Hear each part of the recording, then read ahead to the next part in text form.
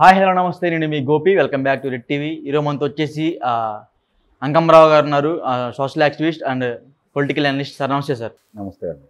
Sir, senior NTR అన్న నందమూరి తారక రామారావు గారికి Bharat Ratna award వచ్చిందని అంటున్నారు. ఏ మార్క్ వాస్తవం సార్ ఇది? నందమూరి తారక రామారావు గారు ఒకళ్ళే, సీనియర్లు జూనియర్లు లేరు.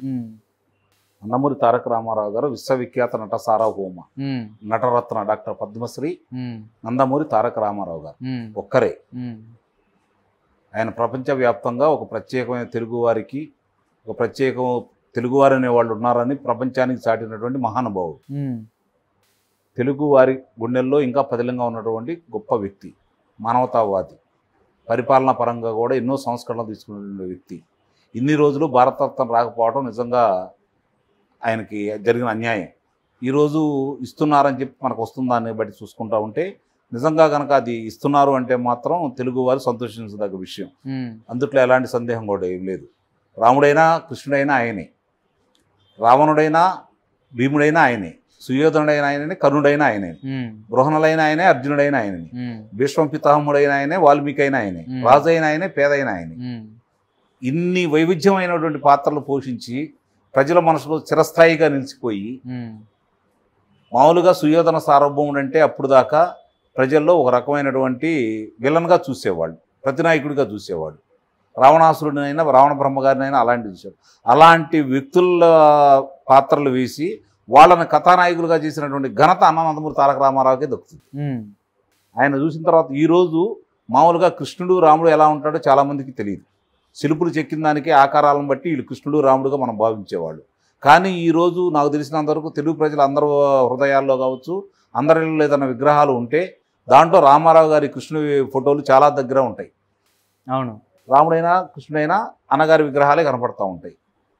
కాబట్టి పౌరాణిక పాత్రలకి, అలాగే పురాణ పురుషుల పాత్రలకి దైవాంశ సంభూతులైనటువంటి రాముడు కావచ్చు, కృష్ణుడు కావచ్చు, లేకపోతే విష్ణుమూర్తి కావచ్చు, వెంకటేశ్వర స్వామి కావచ్చు, పరమశివుడు కావచ్చు, వాళ్ళందరికీ ప్రతిరూపాలు ఎవరైనా ఉన్నారు అంటే నందమూరి తారక రామారావు గారు. అందుట్లో సందేహం అయితే ఏం లేదు కదా. చిత్రకథానాయకుడిగా ఆయన చూడని శిఖరం అంటూ లేదు. అవును, ఆయన అందుకుని శిఖరం అంటూ లేదు. ఆయనకు మేరునగర ధీరుడై ఆయన ఎంతో ఉజ్వలంగా తెలుగు చిత్రసీమను శాసిస్తున్న తరుణంలో ఇన్ని సంవత్సరాలు నన్ను ఆదరించారు ఈ ప్రజలు, నేను ప్రజల కోసం ఏం చేయాలనే తపన పడి ప్రజల కోసం రాజకీయాల్లోకి వచ్చిన వ్యక్తి ఆయన.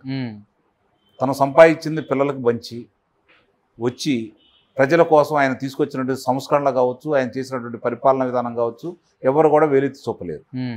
ఎవరైనా సరే ప్రపంచ చరిత్రలో ఇంతవరకు కూడా ఒక రాజకీయ నాయకుడు, ఆయనకు 7 కుమారులు ఉంటే, ఆయన 7 సంవత్సరాలు ముఖ్యమంత్రిగా అధికారంలో ఉంటే, ఇంత అవినీతి మరక పిల్లల మీద లేకుండా ఉన్నటువంటి ప్రపంచంలో ఏకైక రాజకీయ నాయకుడు నందమూరి తారక రామారావు గారు. ఆయనకి ఇప్పటివరకు రావాల్సింది ఎందువల్ల రాలేదు. ఇది కేంద్ర ప్రభుత్వాల నిర్లక్ష్యం అనేది వాస్తవం. ఇన్ని రోజులకు అది ఇవ్వబోతున్నారని చెప్పి ఇప్పుడు మనకు వస్తున్న సమాచారం ప్రకారం నిజంగా సంతోషించాలి. కాబట్టి ఆ ఘనతకి, ఆ కీర్తికి, ఆ యొక్క పురస్కారాన్ని ప్రకటించడానికి అర్హులు 100కి 500% నందమూరి తారక రామారావు గారు. అందులో ఎలాంటి సందేహం కూడా ఏమి లేదు. అన్నగారు అనే పేరు పిలిచేది నొక్కనే. అవును, అంత ప్రాముఖ్యత ఎలా వచ్చింది సార్ అతనికి? ఆయన ప్రజల కోసం తీసుకొచ్చిన సంస్కరణలు, కూడు గూడు గుడ్డ అనే నినాదంతో పాటు నేను ఆడపిల్లలకు అండగా ఉంటానని చెప్పని, ఆస్తిలో సమాన హక్కు ఆడపిల్లల కోసం ప్రవేశపెట్టి మొట్టమొదటగా ఆడపిల్లల అందరి దృష్టిలో అన్నగా ఎదిగాడు ఆయన. అట్లాగే రాజకీయ నాయకులు అందరూ కూడా అన్నగానే పిలుచుకునేవాడు. అట్లా ఆయన ప్రజలందరి మన్నలను పొంది అందరికీ అన్నగారు అయ్యాడు. ఆయన చాలా వరకు రాజకీయంగా రాకముందు ఆయన్ని చాలా ప్రేమగా చూసుకునేవాళ్ళు. ఎంత ప్రేమగా అంటే బండోడు, ఎంటిఓడు, తిండిపోతాడు, ఇట్లా అది అది ఆలోచనకు వచ్చేది కాదు. అవి తర్వాత ప్రచారంలోకి వచ్చినాయి. కానీ ఆయన్ని బండోడు లేకపోతే ఎంటిఓడు అంటే ముద్దుగా పిలుచుకునే పేర్లు, ప్రేమ ఎక్కువైతే పిలుచుకుంటారే అలాంటిగా పిలుచుకునేవాళ్ళు. ఆయన అధికారంలోకి వచ్చిన తర్వాత, ఆయన ముఖ్యమంత్రి అయిన తర్వాత పరిపాలన అంటే ఎలా ఉండాలి, ప్రజలకు ఏమేమి ఉపయోగం జరగాలి, ప్రజల కోసం నిరంతరం తప్పించేసి పేద బడుగు వర్గాల గురించి, అభ్యున్నతి గురించి ఆలోచించేసి ఆయన తీసుకొచ్చిన సంస్కరణలే ఆయన అన్నగారిని చేసింది. ఈరోజు ఆయన చనిపోయి ఇన్ని రోజులైనా కూడా మిగిలిన ఏ రాజకీయ నాయకుడికి జరగనంత గౌరవం దేశ విదేశాల్లోనూ శత జయంతి ఉత్సవాలు ఎట్లా జరిగినాయో అందరూ చూస్తానే ఉన్నారు. అది చాలు ఆయన ప్రజల మనసులో ఎలా ఉన్నాడో అని చెప్పుకోవడం కోసం.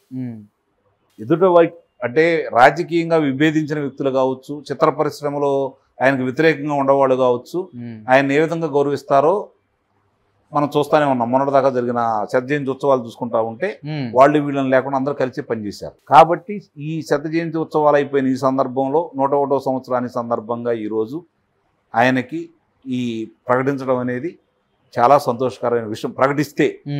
ప్రకటిస్తారని ఆశిస్తున్నాము. ప్రకటిస్తే మాత్రం దానికి 100కి 500% ఆయన అర్హుడు. ఇంతవరకు రాలేదని చాలా మందికి బాధగా ఉంది. చాలా మందికి ఇచ్చారు భారతరత్న, ఆయనకి ఇవ్వకపోవడం అనేది చాలా బాధగా ఉంది. పివి నరసింహారావు గారికి కూడా అందింది. సంతోషం తెలుగు జాతికి. ఈ తెలుగు జాతి మొత్తం ఎక్కడున్నా కూడా, ఈ తెలుగు ప్రజలందరూ కూడా, ఈ 10 కోట్ల మంది దేశ విదేశాల్లో ఎక్కడున్నా కూడా వాళ్ళందరూ సంతోషిస్తారని, స్వాగతిస్తారని, ఆనందపడతారని, దాన్ని సంబరాలు కూడా చేసుకుంటారని అయితే నేను భావిస్తున్నాను. అంటే సెంట్రల్లో మరలా ఇప్పుడు కాంగ్రెస్ ఉంటే ఇతనికి భారతరత్న వచ్చేది కాదంటున్నారు. ఏ మేరకు వాస్తవం ఇది? ఎవరుండా ఏం జరుగుతుంది, ఆయనకి ఇటువే సంతోషం. ఎవరుంటే ఏంటి అంటే అప్పట్లో ఆపోజిట్ క్యాండిడేట్ కదా సార్ ఇక్కడ టీడీపీ. సరే, ఇప్పుడు రాజకీయాలు వేరు. ఇప్పుడు రాజకీయాల్లో ముడిపెట్టొద్దు ఆయన్ని ఒక మహానుభావుడు. రాజకీయాలకు అతీతంగా ఆయనకి ఇస్తున్నారని మనం భావించాలి.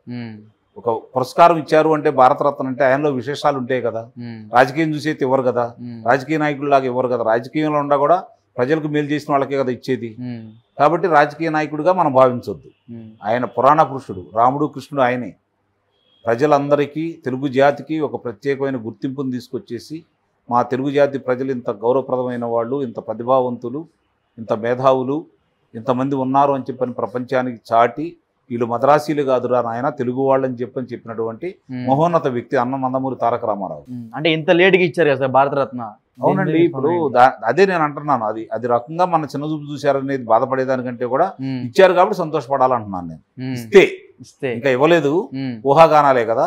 ఇస్తే మాత్రం సంతోషపడాలి, దానికి తగ్గ అర్హుడని అయితే నేను భావిస్తున్నాను. Okay sir, thank you sir.